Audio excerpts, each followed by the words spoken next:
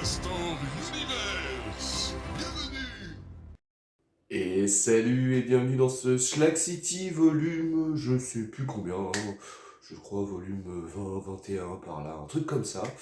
J'espère que vous allez bien. Écoutez, bah là comme je vous ai dit, dans ce Slack City là, on va parler un peu séries télé que je regarde en ce moment, ou même que j'attends, qui va arriver dans pas très longtemps. Vous voyez derrière moi le nouveau logo de Schlack City, voilà, la nouvelle miniature que vous verrez maintenant dans les Schlack City. Je la remanierai peut-être, j'essaierai de trouver un truc et tout, parce que c'est vrai que je me suis rendu compte aussi que bah c'est bien, c'est cool, j'ai trouvé un truc pour le Schlack City et tout, mais il faudrait peut-être essayer de personnaliser un peu plus ça pour chaque volume. Alors après, je sais pas, je verrai bien, je trouverai bien un truc, vous inquiétez pas. Bref, on va s'y mettre, on va commencer. Let's go. Alors, attendez, déjà, petite lampée de jus d'orange, ça me fera du bien. C'est du jus d'orange, il n'y a rien d'autre de plus. Alors, première série que je vous conseille sur Apple TV, c'est Monarch. Monarch, excellente série, vraiment très très bonne. Ça reprend tout le Monsterverse de Godzilla et compagnie et tout. Ça se passe au niveau temporalité sur deux temporalités, une en 2015 et une autre en 1952. En tout cas, ça démarre en 52 et après il se passe des événements au fur et à mesure du temps. Et c'est vraiment très sympa. Alors en 2015, c'est après la bataille de San Francisco entre Godzilla et les Mutos, où bah, on suit un peu l'évolution de certains survivants qui ont connu cette fameuse bataille, et bah, voir ce que ça a donné sur leur vie, ce que ça a chamboulé dans leur vie. Et bah, on suit donc on suit donc un frère, une sœur, ainsi que d'autres survivants, d'autres personnages, dans cette espèce de quête effrénée et assez mystérieuse de la société monarque. Alors ce sont à la base des civils, tout ce qui est de plus lambda. C'est juste que ce qui les relie à Monarque, c'est le fait que bah ils vont se rentrer dedans avec la société. Parce qu'en fin de compte, la société monarque, elle, va croire que les jeunes survivants farfouillent sur eux, alors que eux, les jeunes survivants, au contraire, comment dire, leur quête est bien plus personnelle, puisque le frère et la sœur sont à la recherche de leur père, qui a disparu il y a quelques temps déjà, et bah, ils se rendent compte assez vite que leur daron, bah, il travaillait pour Monarch. Donc du coup, bah, les deux ayant un peu un objectif commun, puisque Monarch, comme par hasard, cherche aussi le fameux papa, bah, c'est dit, tiens, si on travaillait ensemble, hein, bon oui, allez, venez les jeunes, je vous emmène dans des territoires vierges et inconnus, des quatre coins du monde, où il y a des monstres horribles qui vivent. Bref, sur l'idée, ça paraît pas fou, encore une fois, mais croyez-moi, la série est vraiment très bien, elle est très bien écrite. Les acteurs et actrices, il y a autant des acteurs et actrices connus que des acteurs et actrices moins connus, voire pas connus. Et ça, perso, j'ai bien aimé. Chaque épisode, comme je dis, est bien écrit, mais a à la fois sa propre histoire à raconter, mais est en même temps une pièce du puzzle de l'histoire générale, du fil rouge général. Chaque épisode a son monstre attitré, ou alors un monstre récurrent qui revient de temps en temps, notamment Godzilla, sinon ce serait pas drôle. Qu'est-ce que je voulais dire? Les intrigues, alors les intrigues sont vraiment sympas. Les intrigues sont vraiment sympas, même si des fois on a envie voilà, on a envie de les gifler par moment, hein, autant dans le présent que dans le passé.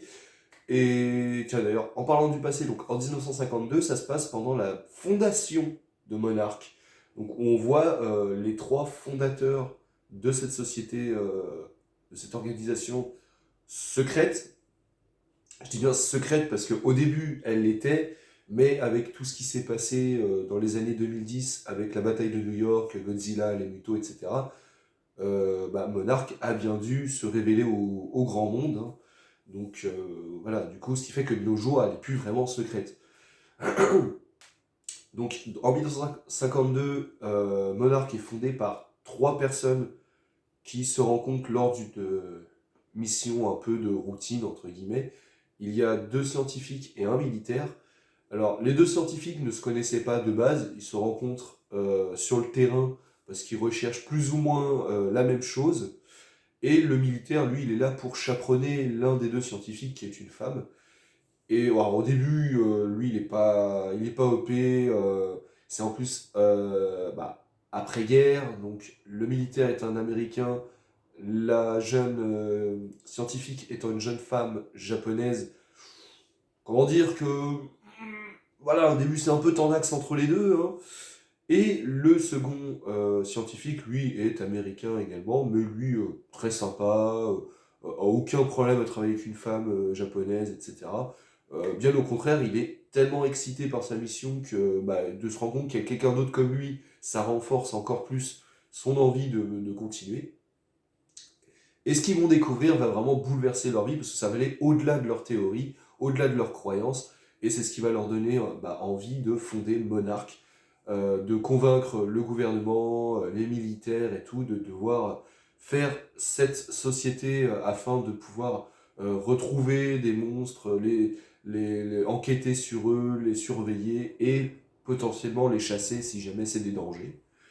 On voit alors du coup quelques passages de ce qui nous sont expliqués grossièrement dans les films. Vous savez, à un moment donné dans les films, je crois dès le film de 2014, où ils expliquent, oui, vous savez, dans les années 50, les essais nucléaires, dans les atolls, c'était pas juste des essais nucléaires, c'était pour buter Godzilla et tout. Et ben on voit ce passage-là dans la série, c'est vraiment très très sympa.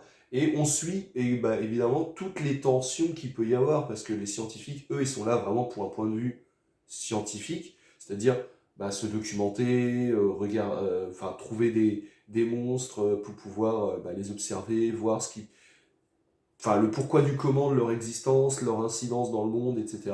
Là où les militaires, eux, c'est on doit les tuer, on doit les tuer, on doit les tuer. Et du coup, il y a toujours un peu cette espèce d'équilibre à trouver entre contenter d'un côté les militaires pour pas que Monarch soit fermé, parce qu'ils se disent si on vient avec un grand ponte, il n'a plus qu'à vulgairement appuyer sur un bouton, passer un coup de fil ou quoi, et on est fini, tout en essayant de mener à bien leur mission la plus pacifiquement possible.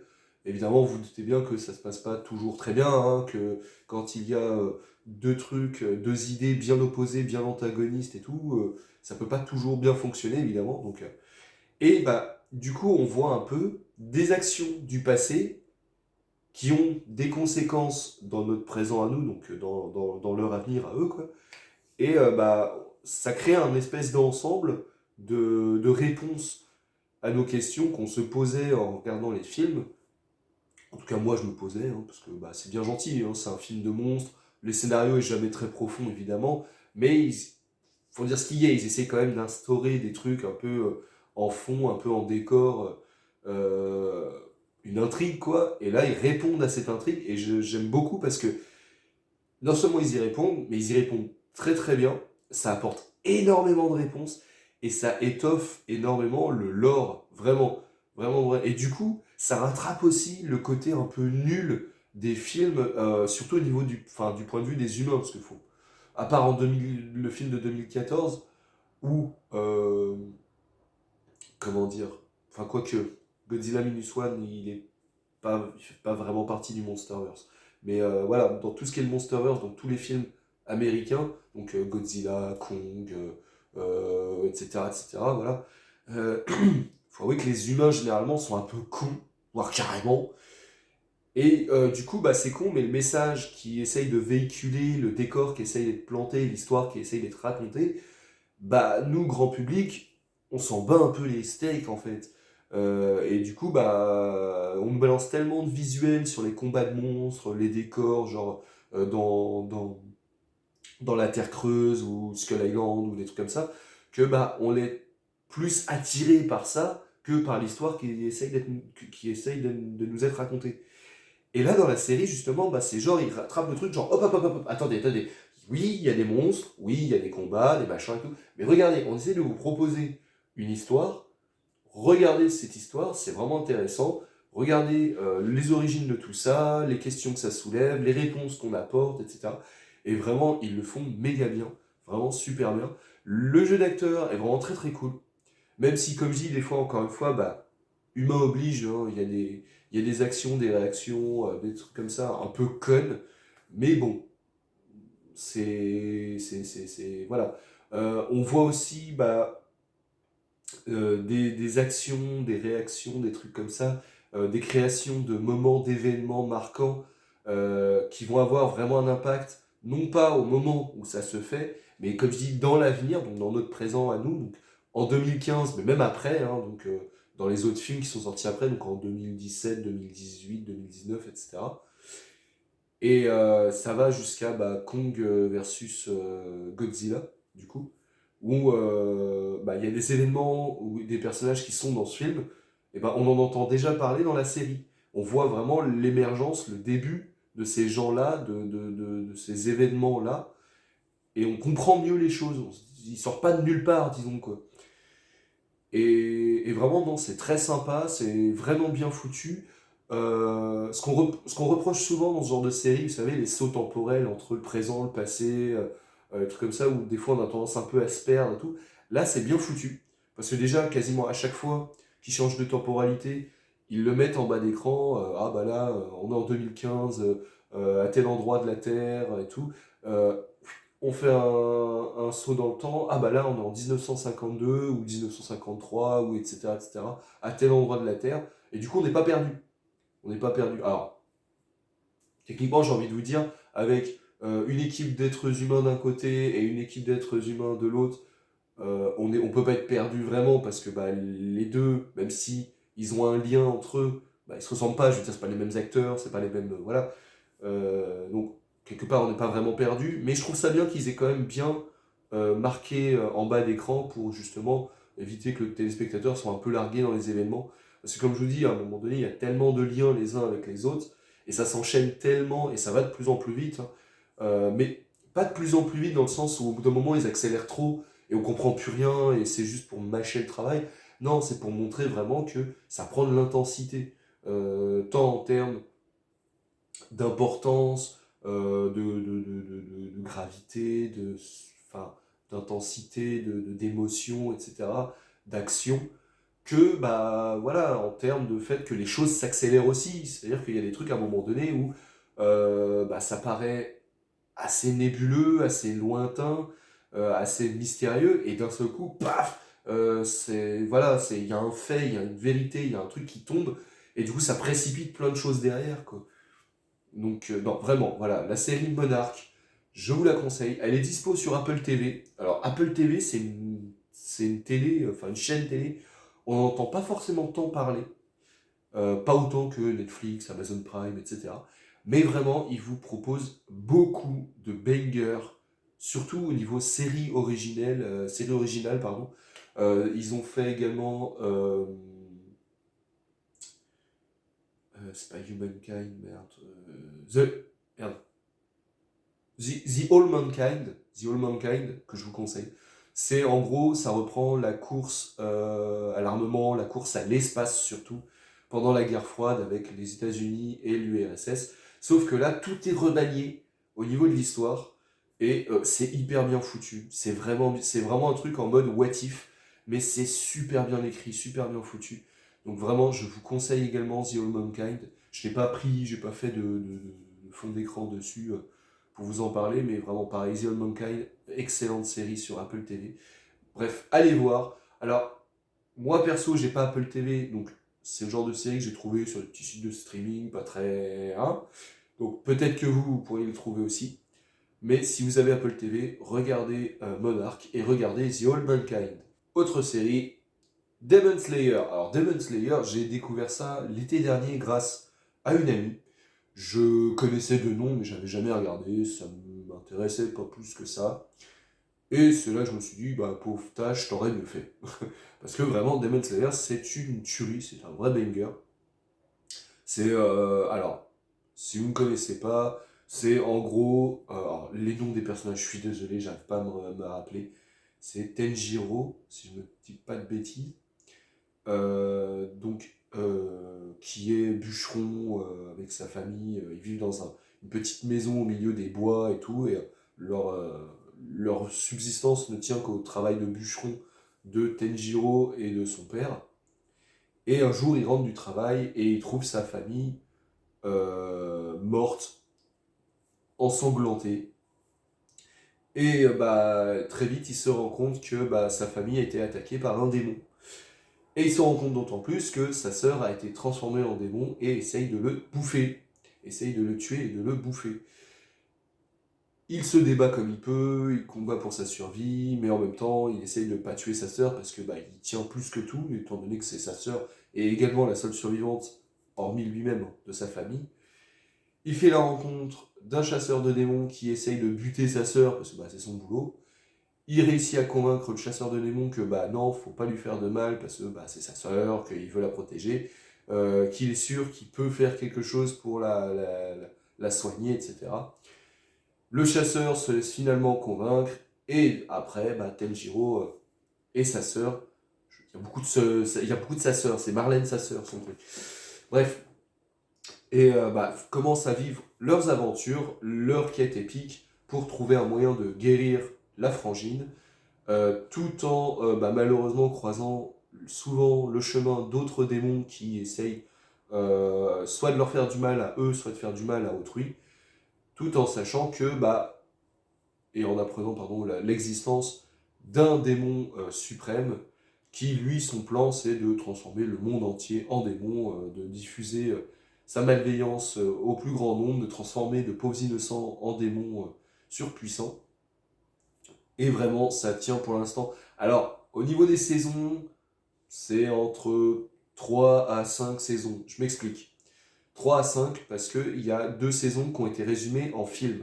Donc du coup, si vous les traitez en tant que saison, ça fait environ 4-5 saisons. Si vous si vous traitez certaines de ces saisons en film, du coup, ça réduit ça à 3-4 saisons. Voilà.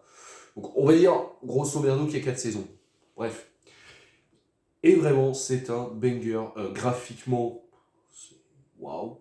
Les musiques sont trop bien. Le scénario, c'est vraiment sympa parce que c'est tout ce qu'on aime dans un manga d'animation. C'est un mélange d'épique, de drama, de tapage de barre avec des moments complètement what the fuck, des personnages complètement what the fuck. Là, notamment, je pense au chasseur de démons, l'homme sanglier. Là, je me rappelle. Je suis désolé, les noms, ça me. Mais ça me passe tellement dessus que ça m'a. Mais c'est vraiment une très très bonne série. Les combats sont hyper graphiques, sont hyper stylés de ouf. Euh, les démons ou les chasseurs de démons sont tous plus stylés, tous plus pétés les uns que les uns que les autres. Mais c'est genre. Je sais pas comment vous dire. C'est pas pété comme dans, je sais pas, par exemple, Dragon Ball Super où les mecs sont tellement craqués que tu te dis non mais là c'est trop craqué quoi, il y a même plus il y a même plus d'enjeu, il y a même plus d'intérêt tellement que les mecs sont puissants, c'est ça ne sert plus à rien, ça devient ridicule. Là non, il y a au fur et à mesure de la série des updates de puissance tantôt de la part des héros, tantôt de la part des antagonistes. Mais ça reste raisonnable, compréhensible et quantifiable, on va dire ça comme ça, hein, quantifiable. Euh, Déjà dans le cadre du lore, de l'histoire de la série, etc. Mais aussi pour nous en tant que spectateurs, ça reste crédible. C'est pas du genre le mec il va prendre un power-up d'un coup, que ce soit du côté des méchants ou des gentils, mais c'est genre le power-up sorti du cul.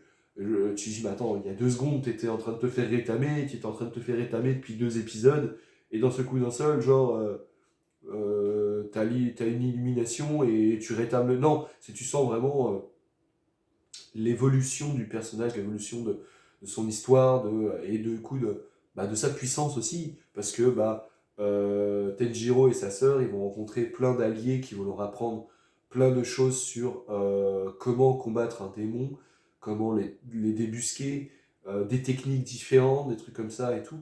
Là où en face, les démons vont être de plus en plus puissants, parce qu'il va y avoir aussi des démons de base qui, sur le moment, vont être assez puissants pour Tenjiro et sa sœur, parce que c'est pas des chasseurs de démons de base, donc ils vont se démerder un peu comme ils peuvent pour s'en sortir, mais ils vont toujours trouver une stratégie, c'est-à-dire qu'ils vont faire que ils vont faire voir, je vais y arriver, que les personnages savent se servir de leur tête et pas juste de leur technique qu'on leur a apprise, parce que des fois ils vont faire voir que bah, toute bonne technique qu'on leur a apprise, des fois, ne marche pas, ou elles suffisent pas, donc il faut aussi qu'ils apprennent à improviser et à trouver des techniques un peu qui sortent un peu des sentiers battus, quoi.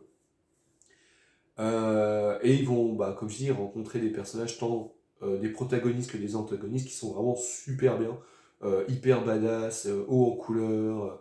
Enfin, c'est vraiment très sympa. Les versions films de certaines saisons, bah, vraiment, ça va. C'est pas dérangeant si jamais vous avez un peu la flemme de vous taper 10 épisodes et que vous préférez voir ça en version film de 1h30, 2 heures. Ça passe très très bien. C'est vraiment pas dérangeant. Les petits moments qui sont retirés des séries, c'est pas des moments full importants, full marquants ou quoi, donc ça reste cohérent en version film, donc c'est vraiment très cool. Et là, bah perso, j'attends. Alors, je sais pas vraiment la date officielle de la prochaine saison, euh, parce que la prochaine saison, ça va traiter de l'entraînement des piliers. Alors, les piliers, ce qu'il faut savoir, c'est que les piliers, c'est un peu des chasseurs d'élite de démons. Et eux, ils chassent pas que des démons de merde, hein. Ils chassent aussi des démons euh, hyper puissants. C'est même d'ailleurs leur mission première. Et bah là, Tenjiro, il est arrivé à un moment où il a commencé à se frotter à des démons bien balèzes, bien puissants. Et il a rencontré ces fameux piliers. Certains lui ont donné des conseils, ont commencé à lui donner une formation, lui ont appris deux trois techniques, deux trois trucs. Mais là, apparemment, dans la nouvelle saison qui va arriver, il va vraiment suivre l'intense entraînement des piliers pour devenir lui-même un pilier apparemment. Et j'attends ça avec beaucoup d'impatience. Parce que vraiment l'histoire elle est prenante de ouf. Je vois jusqu'au dernier épisode de la dernière saison, on est comme ça parce qu'il se passe des trucs où même moi j'ai eu ma larme qui a coulé parce que j'étais genre non, pas comme ça, pas maintenant, pas après tout ça. Vraiment, j'étais en mode shonen total, mais shonen genre me dire mais je veux pas que mon personnage ou mes personnages préférés crèvent. Euh, je veux pas que les méchants gagnent parce qu'à un moment donné, vraiment dans les derniers épisodes, il se passe des trucs de ouf où bah ils pensent tomber sur un démon à la con qui vont battre comme ça et c'est vrai que visuellement nous aussi on voit le démon, on se dit mais c'est une petite merde ce truc. Voilà quoi. Et en fait, bah, il s'avère que le démon leur donne beaucoup plus de fil à retordre que prévu, qu'il a énormément de pièges, de surprises et tout. Et bah, à tel point qu'à la fin, bah, nos héros sont vraiment dans la panade avec un grand P. Et vraiment là, on se dit, c'est plié à moins d'un miracle, voilà quoi. Bref. Et tout ça pour vous dire que bah ouais, c'est une excellente série, on passe par toutes les émotions, il y a des moments ultra drôles, notamment avec, je sais pas moi, le personnage du chasseur de démons, l'homme sanglier, qui est ultra vénère tout le temps. Tout le temps, il est ultra vénère, il est tout le temps...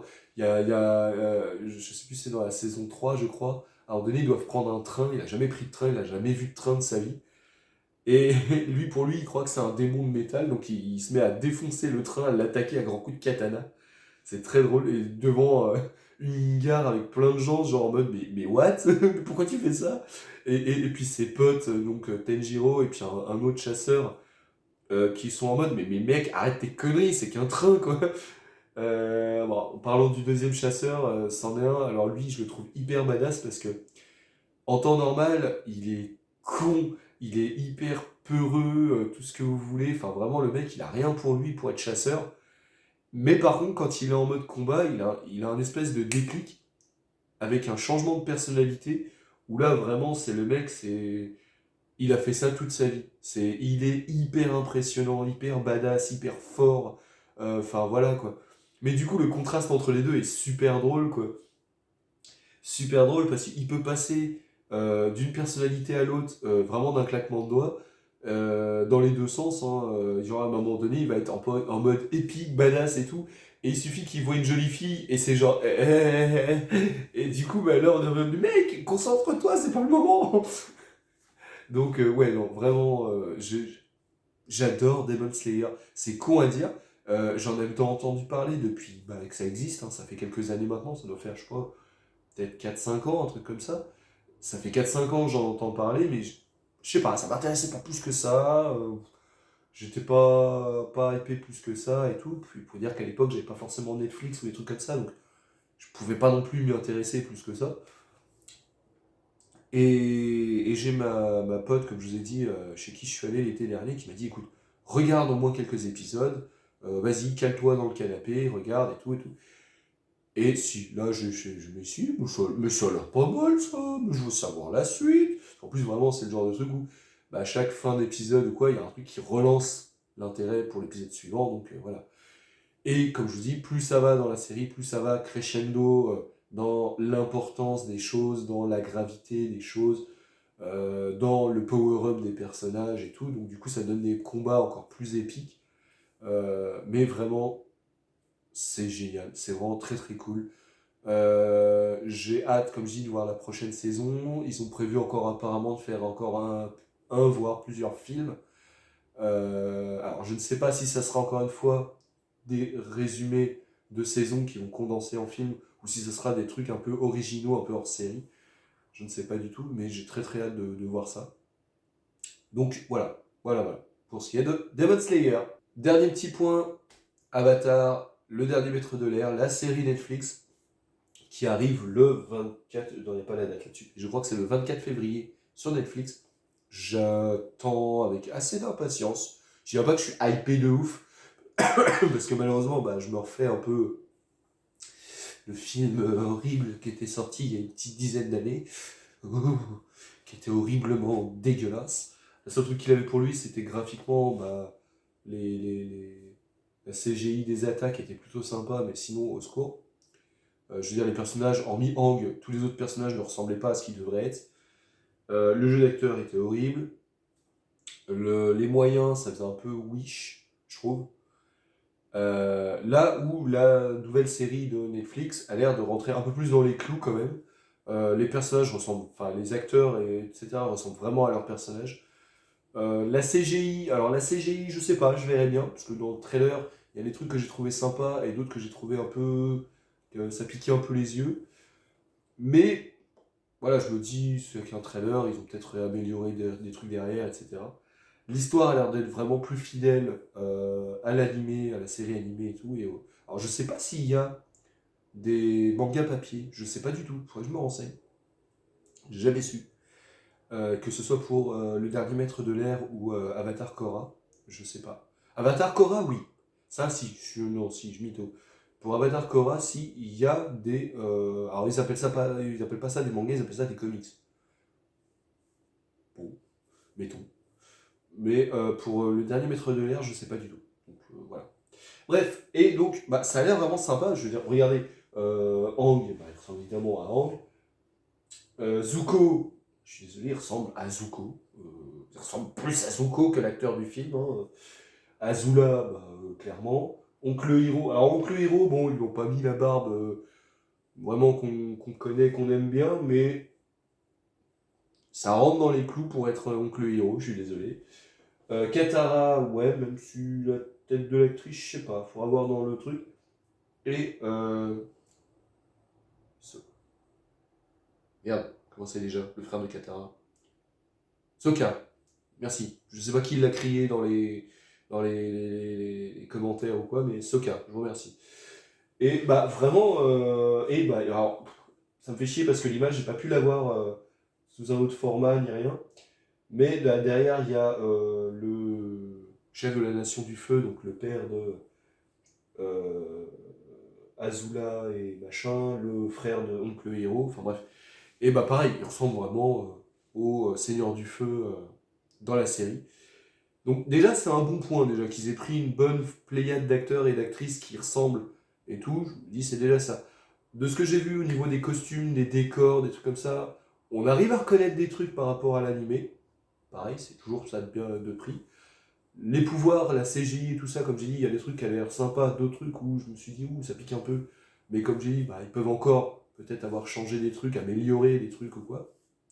Et puis ça se trouve, c'est juste moi que, sur le coup, je trouve que ça pique les yeux, et puis en fait, non, ça se trouve, c'est très bien.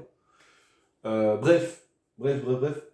Plutôt hâte de voir cette série. Donc, je vous ai dit le 24 février sur Netflix. Je crois que c'est un jeudi, si je ne dis pas de conneries. Pardon, combien aujourd'hui? Et où mon téléphone? Oh, il est où mon téléphone? Il est où mon téléphone? Connard, tu t'en sers. Euh, Bref, donc oui, je crois que ça commence jeudi, quoi, tout comme moi. Et donc je vais suivre ça avec grand intérêt et je vous invite à faire pareil si vous êtes fan de la série Avatar, le dernier maître de l'air, la série animée. C'est là-dessus que je vais finir ce Slack City sur les séries télé que je regarde ou que je vais regarder niveau film. Le prochain que je vais aller voir c'est Godzilla et Kong. Ah oui, oui, je sais, il y a une chance sur deux pour que ce soit de la merde, que tout se joue encore une fois sur les monstres, la CGI et tout ça. Je sais. Plaisir coupable, voilà, parce que moi j'adore les films de monstres, les films de kaiju et tout ça, c'est un de mes petits plaisirs. Donc je ne peux pas résister à l'appel de Godzilla. Mais aussi parce que j'essaie d'aller plus loin que le scénario bateau, bancal, nul, et des réactions bateau, bancal et nul des humains, pour essayer de voir un peu ce qu'ils proposent au niveau de l'histoire, du lore et tout. Parce que là, apparemment, ils veulent aller un peu plus loin dans le lore de la Terre creuse, de la race des Kong, voire même de Godzilla aussi, etc. Et ça, j'avoue que ça me plaît bien. Ça me plaît bien. C'est aussi pour ça que j'avais regardé l'excellente série Monarch. Et que, du coup, je suis très très curieux, ne serait-ce que pour ça. Et évidemment, les gros combats de monstres, hein, voilà, évidemment. Of course. Of course, of course, of course, of course, of course. Voilà, donc voilà au niveau surtout du film, le prochain film que je vais aller voir au ciné. Après, évidemment, il y a d'autres trucs que j'attends, mais là, tout de suite, j'ai pas forcément la liste en tête. Si, il y a peut-être le nouveau film d'animation Nicky Larson, qui a l'air très très bien, qui a l'air de repartir sur les bases de City Hunter à l'ancienne et tout. Euh, et je crois que c'est tout. Je crois que c'est tout. Après, de toute façon, vous me connaissez, au cas où, j'en ferai un autre, Schlack City. Et puis voilà, hein, on va pas se. Hein, voilà, on va se contenter déjà de terminer ce verre. Et de terminer cette vidéo. N'hésitez pas à me dire en commentaire ce que vous avez pensé de cette vidéo. Si vous avez déjà vu ou si les séries que je vous ai proposées vous intéressent, si vous voulez en débattre et tout et tout. Et si vous avez d'autres séries ou d'autres films à me proposer que je ne connaîtrai pas ou que je n'aurais pas encore vu. Donc voilà. Je vous dis à tout vite sur la Star Universe. N'oubliez pas, dimanche, le deuxième épisode de mon let's play sur This War of Mine. Il sort dimanche 15h. Donc n'oubliez pas d'aller le voir. Et n'oubliez pas éventuellement d'aller voir mes autres vidéos. Voilà. Je vous dis à tout vite sur la Star Universe. J'y arrive. Je vous fais des gros bisous. Salut. Bisous.